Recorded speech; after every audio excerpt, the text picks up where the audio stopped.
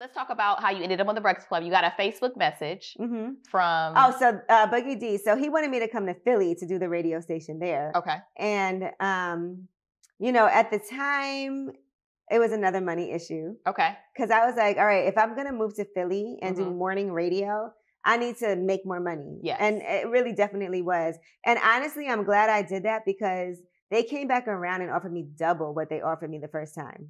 Philly did, or... Philly, after I turned it down. And then Atlanta approached me. Okay. Shout out to Frank Ski because he was the person that really wanted me to come there. And then their manager, their program director, Reggie, reached out to me, Reggie Rouse. Mm-hmm. And that didn't end up happening. But he was trying to talk to me about doing a different slot other than mornings. Okay. And so Reggie was? Yeah. Okay.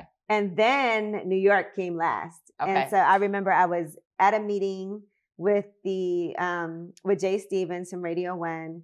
And they were like, it was really nice. It's a great feeling to have those type of problems where everybody wants you. Like honestly, it was amazing. It was hard decisions that I had to make, but it was a good position. Those are good, hard decisions. Right. And so I was leaving from meeting with them. They were like, we want you right now. Like, we will hire you on the spot. Radio One? Yeah. Okay. They were like, can we please get you? And I was like, well, let me think about it. Because I also am not a fan of making decisions on the spot where there's contracts involved. Okay. You have to have a lawyer read it. You have to negotiate whatever somebody gives you. You never just take it. Yeah. And so I'm walking back to the car and what I learned from this is everybody in radio talks to each other. Okay.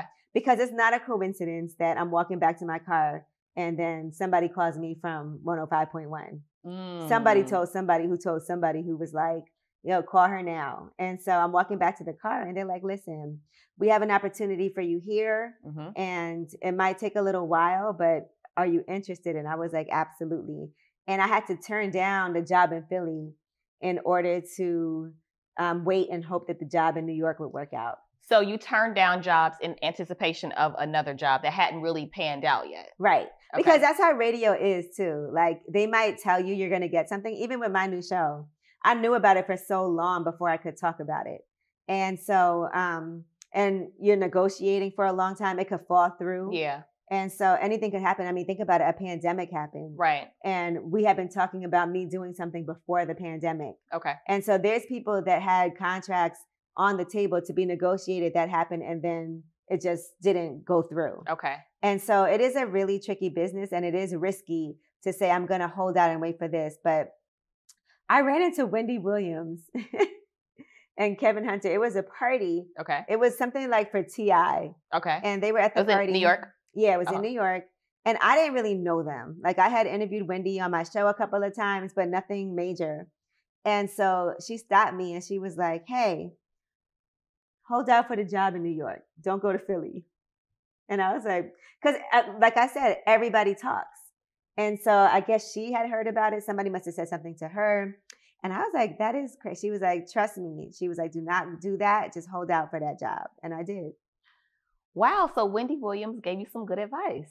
Yeah. I mean, I don't know where it came from or what, because she didn't really know me like that. Yeah. But at that moment, it felt genuine. But, and I already had kind of thought that because New York is the #1 market. Right. And so when you talk about that, and then it'd be nice not to have to move.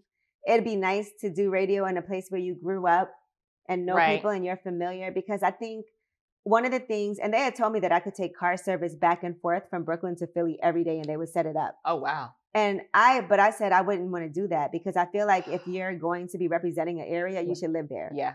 And so I really had actually started looking at places when we were having conversations, like, where would I live? I would want to live in the middle of everything so that I could get acclimated. Right. Because I don't think that it would be good for me to be a local person in the market and not know anything and be coming from Brooklyn every day. Right.